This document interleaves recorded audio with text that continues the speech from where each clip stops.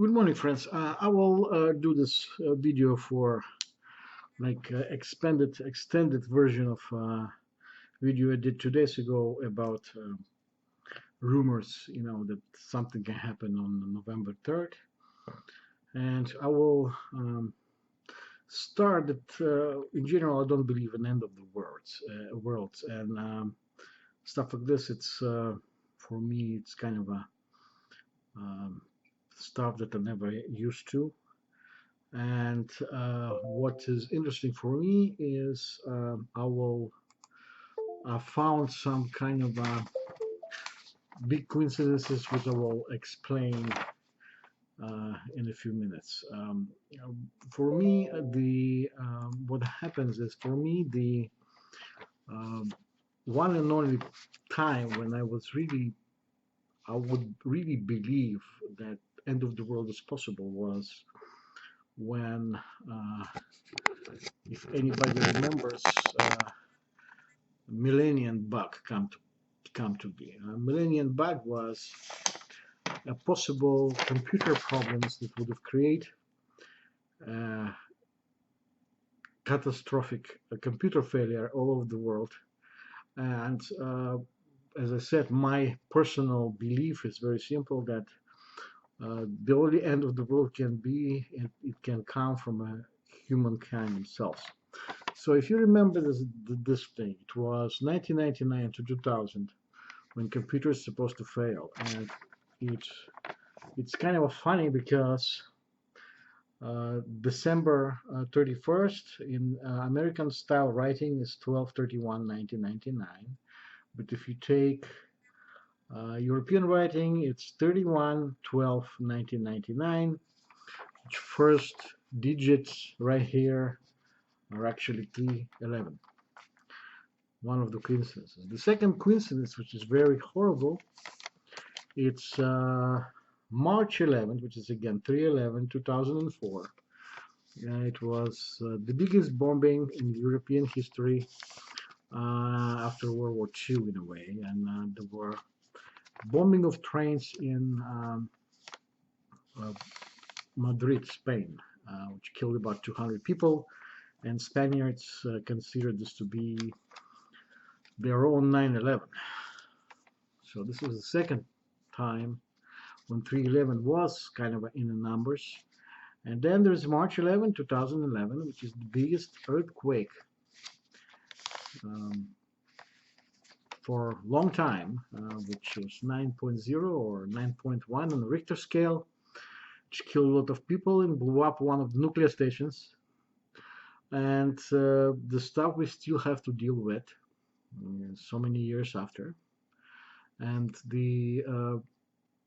this is one of those, I said, 3/11, that was in a way, uh, you know, kind of a catastrophic. And if you had to switch the numbers, you either have 11th day of March 3rd, so month of the year.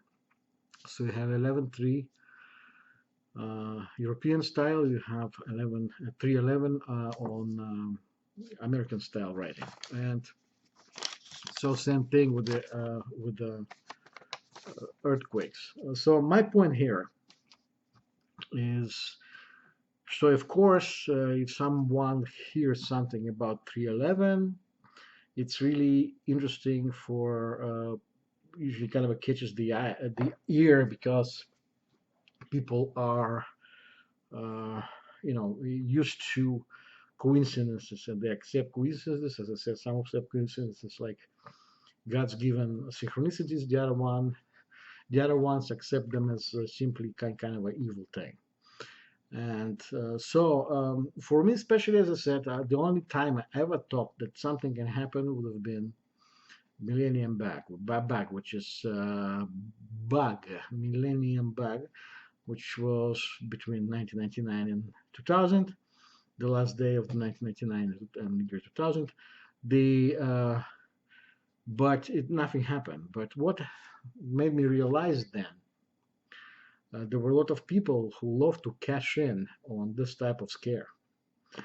I had a neighbor who I mean, not neighbor exactly, but he lived in the same area as I did. We knew each other, and uh, months before the millennium bug started, he started bugging me to buy stuff from him. He was a distributor of this food that 25 that can be put on the shelf for 25 years. And in case of some kind of a disaster, always will have something to kind of to eat.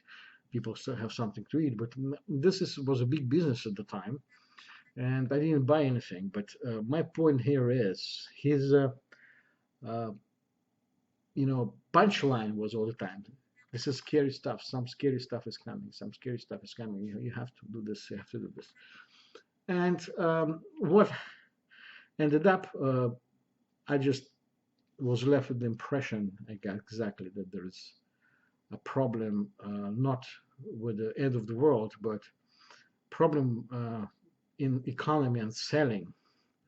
So after this type of rumors start, there's always groups of people that some of them, they're completely non-believers, and if you tell them things, they simply want to keep going and doing whatever they were doing. So they're out of the picture in general.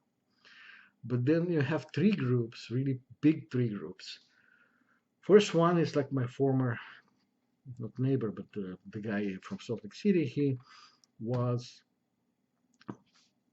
convinced that what if he does the right thing, if he prepares, and so he will be within this 10% of people that will survive. And it will, so he really was actually serious about it. He loved his family, he loved his children. He said, I'm going to do everything possible just to make sure that we all are good. And he spent a lot of money on it. He worked overtime. Had some kind of side business. So he wanted to build a shelter for himself. He wanted to have stuff storage for a long time. I bet he did. But my point here is that he spent a lot of money on as a preparation thing for the future disasters. And the second group you have is those are religious people, and they have their own instructions by their own religions how to deal with this. And they still, even who has money, they spend it on whatever they have to do. They help others, they help their people in the church. But what they do, they still kind of move money around. So there is a third group who are actually, they do believe they're gonna die, or they're gonna live for a long time, but they do believe the end of the world can happen, and in any way of their own version. And what they do is they say, let's go out with the bang. We can spend our savings, we can go to travel, we can go party, we can go get a second education, something that separates them from everybody else. As I said, and there's a fourth group who doesn't care, they're simply gonna go for it without thinking about it. So, but what unites all these three groups is there's always money involved. There's always movement of money involved. There's investment in some kind of industries because, for instance, of survivalism, people start spending money. And in the countries where the more disposable income, like United States, Canada, Australia, they're going to be spending more money on this than in any other country.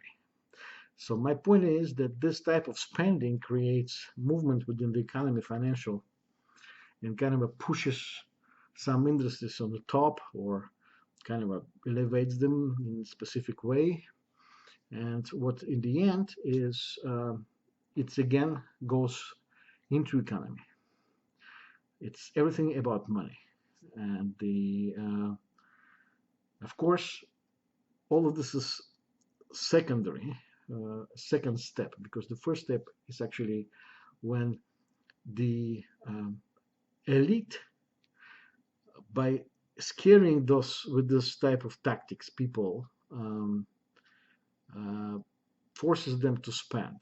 And the problem here is, if you have within your lifetime, and you know that in your for your father or grandfather, the same way they had situations where they were told there's end of the world, but nothing happened. Practically in the end, the last person in line in families, with remembering what their families told me. Oh, don't you worry about end of the world because 100 years ago there was another one, another one, another one, and it never happened. So they always postpone them somehow. And this way, if you people know it, especially the younger generation, they simply will not believe in it. They're simply not gonna. It's like a hook for the younger generation to spend. So if somebody throws a hook again, there is end of the world coming. Young people simply gonna laugh, and this is what scares me. Is um, when people don't believe much, but on a massive scale, the people who run this planet, in a way, can do something that, in order to scare them, I mean, to do something very, I would say, global, uh, almost apocalypse. You see what I mean? So just to scare them and to make sure that there's impression left on this generation and next generations to come for a while, uh, to to um, to make them followers. You see what I mean? So the same. This was going to be interesting. Uh, because they said 3/11/11/3 and two massive disasters happened in March 11th, not 11th, uh, not the November 3rd. So let's see if this March can something happen. I hope nothing happens, but my point is they postponed them, so maybe they're not talking about November. Maybe they're talking about March to 2020. Everything is possible. Anyway, um, this is it for today. Thank you.